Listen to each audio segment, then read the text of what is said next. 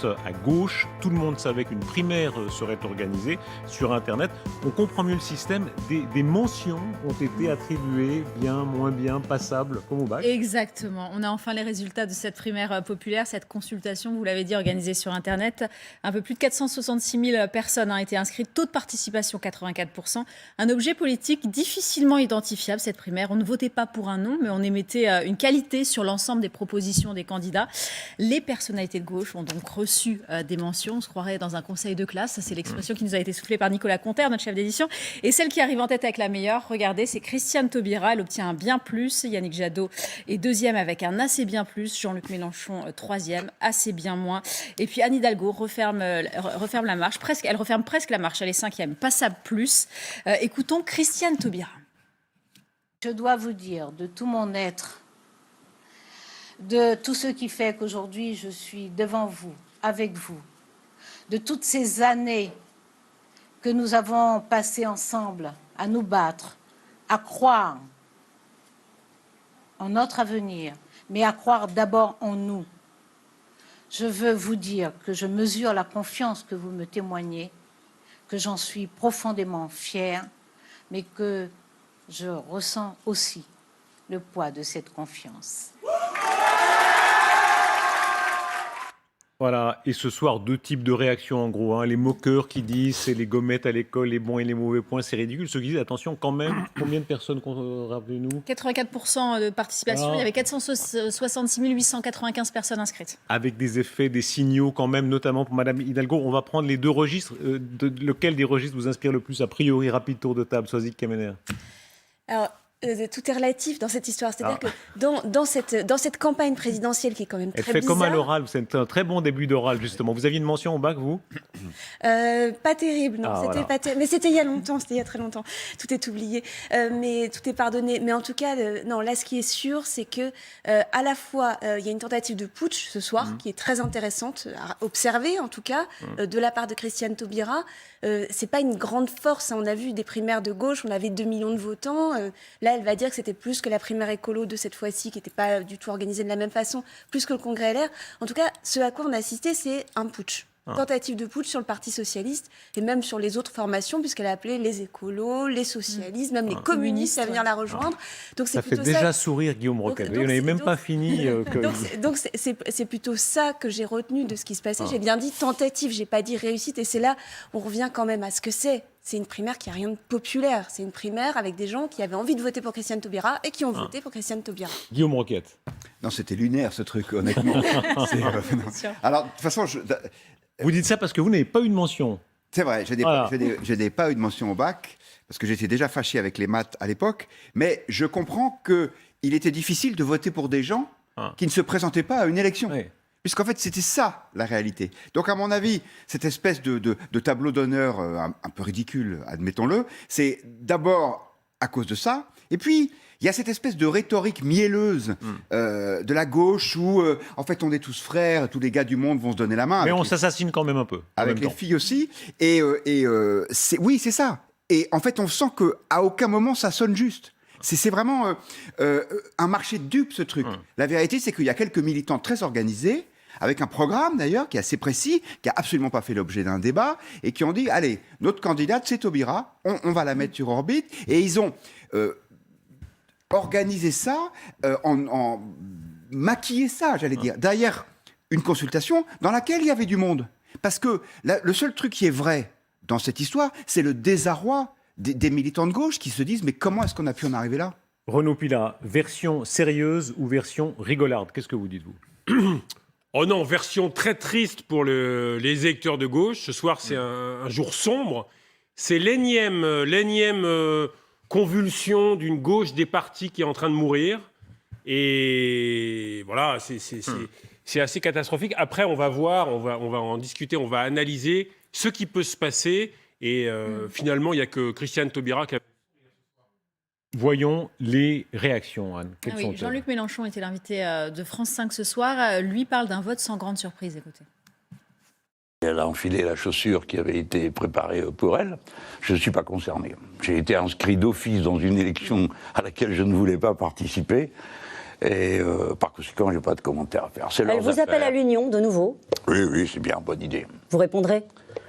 Non, j'en ai un peu marre des appels téléphoniques où on me prend pour une bille, disons que ça finit par m'indisposer.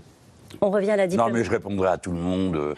Oui. Voilà, vivez votre vie, tâchez de convaincre, amenez des gens aux urnes, expliquons-nous, comparons, voyons, voilà, une démocratie c'est fait de ça, et c'est bien.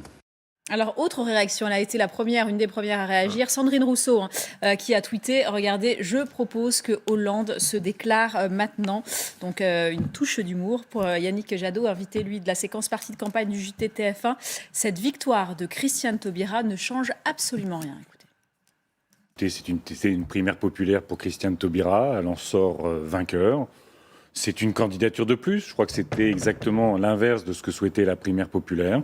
J'espère que maintenant on pourra faire campagne. Vous savez à quel point le dérèglement climatique, les injustices sociales, l'effondrement du vivant sont au cœur des préoccupations des Françaises et des Français, sont nos grands défis. Ce sera ma campagne. Voilà, le camp Yannick Jadot, il est là avec vous, Benjamin Lucas, vous êtes son représentant, bonsoir. Bonsoir. Est-ce que quand même vous jetez pas un peu vite le bébé avec l'eau du bain, plus de 400 000 personnes, c'est quelque chose, presque 400 000, pardon?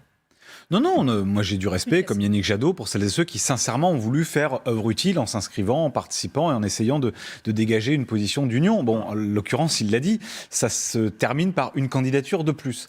Bon, voilà, c'était une espèce de casting, de sondage avec un électorat, un panel assez particulier de gens qui s'inscrivaient. Et d'ailleurs, ce que je constate, c'est qu'Yannick Jadot, sans être candidat, arrive deuxième et qu'il arrive premier parmi les autres, parmi celles et ceux qui ne participaient pas. Peut-être réafficher le tableau. Ça veut dire d'une chose, ça veut dire qu'il y a une vraie envie d'écologie aujourd'hui chez beaucoup de nos concitoyennes et nos concitoyens. Ça tombe bien, c'est ce que nous incarnons avec Yannick Jadot dans cette élection présidentielle qui a déjà fait un rassemblement autour de lui. Il y a moi par exemple j'ai passé 15 ans de ma vie au Parti socialiste, je viens de la famille socialiste, il est entouré d'anciens ministres socialistes, il est entouré de gens qui ont pu croire à un moment donné en Emmanuel Macron, il est entouré d'écologistes, etc. Nous avons construit ce rassemblement autour d'Yannick Jadot. Aspect un peu irréel de cette compétition, donc il y avait beaucoup de gens qui étaient inscrits malgré eux, malgré nous de la compétition. Alors, Christiane Taubira, c'est sûr qu'elle était inscrite de sa volonté, mais donc Yannick Jadot, non. Voilà. Jean-Luc Mélenchon, non, on l'a entendu. Pierre Larouturou, je ne sais pas. Lui, il était candidat. Il était candidat. Anne Hidalgo, non. Ça, elle l'a encore répété. Et puis Charlotte Marchandise et Anna Guay-Porterie.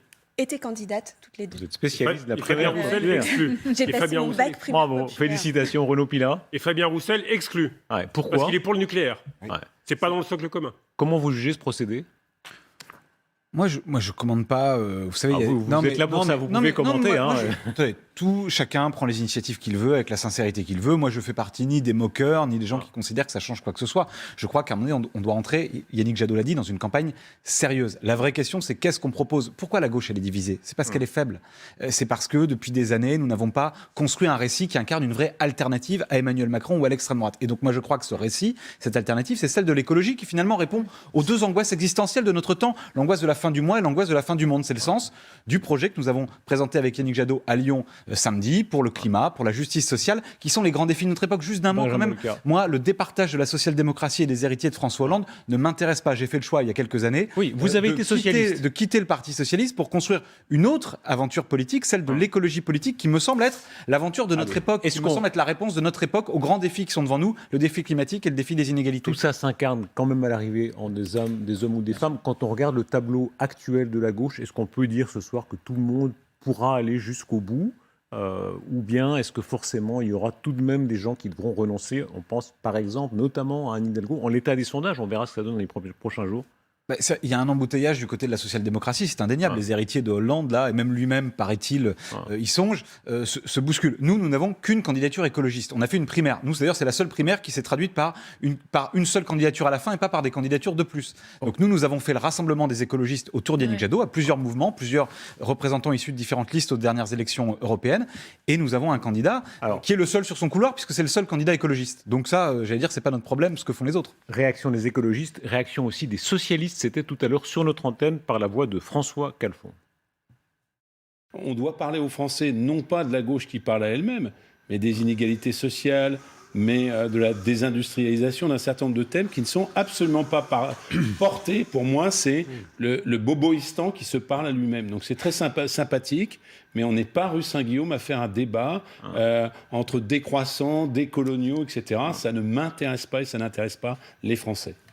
Voilà. Est-ce qu'on pourra aller jusqu'au bout de cette compétition à tant de candidats pour si peu d'électorats, avec quand même certains qui sont loin devant? Guillaume Roquette. Oui, je pense qu'ils iront d'autant plus loin, même s'il y aura sans doute un ou deux abandons en cours de route, que de toute façon, ils savent très bien qu'ils ne peuvent pas gagner. Parce qu'aujourd'hui, la société française n'est pas en phase avec cette offre de gauche. Même, ça d'ailleurs est surprenant, malgré les préoccupations écologiques qui reviennent régulièrement dans les préoccupations des Français, pour l'instant, Yannick Jadot ne les incarne pas. Enfin, je veux dire, ça reste un petit candidat. Et sur le fond du sujet, de toute façon, on voit bien que cette gauche, elle n'a plus grand-chose en commun. Veut dire, la dimension sociale, mais elle est déjà au pouvoir. Veut dire, quand Emmanuel Macron fait pour des millions de gens, des millions de Français, le chômage partiel, on est dans une économie sociale de marché. Donc, il y a de la place pour les radicaux, façon Mélenchon, et pour les gens qui contournent la social-démocratie, ou bien par le côté climatique comme Jadot, ou bien par le côté sociétal, et c'est ce qu'espère faire Madame Taubira en souvenir de sa loi sur le mariage pour tous. Il y a eu un lapsus Renaud Pilat extraordinaire de Madame Taubira. Oui, après sa déclaration. Et elle a eu cette phrase, de toute façon, j'espère que nous allons gagner en avril 2002. Incroyable. Lacan, avril 2002, effectivement, défaite de Lionel Jospin, Le Pen, Chirac au second tour. Pour répondre à votre question... Où elle avait joué, rappelez-le, parce que c'est l'histoire quand même, ça fait 20 ans. Hein. Qui n'était pas pour rien. Et Christiane Taubira, bien sûr, n'est pas pour rien. Elle avait contribué à faire échouer Lionel Jospin. Absolument, et on dit qu'effectivement, c'est son score qui a fait échouer Lionel Jospin. Pour répondre directement à votre question, oui, ils iront jusqu'au bout. Anne Hidalgo l'a redit ce soir, elle ira jusqu'au bout. Christiane Taubira ira jusqu'au bout. Attention, il faut qu'elle ait les signatures. On ne sait pas ce soir si Christiane Taubira aura les 500 signatures, c'est le seul bémol. Pourquoi ils iront jusqu'au bout? C'est que tous ces gens-là ont fait une croix totale sur la présidentielle. Totale. Même à la limite Jean-Luc Mélenchon. Personne n'y croit. Personne n'y croit. Ils sont tous déjà dans les... Les gars, Benjamin Lucas, il branle la tête, là, il ne peut pas faire autrement. Il dodeline. Pour être chef de l'État. Ils préparent tous les législatives le mois de juin. Benjamin Lucas ne me démentira pas. Si, il va vous démentir là.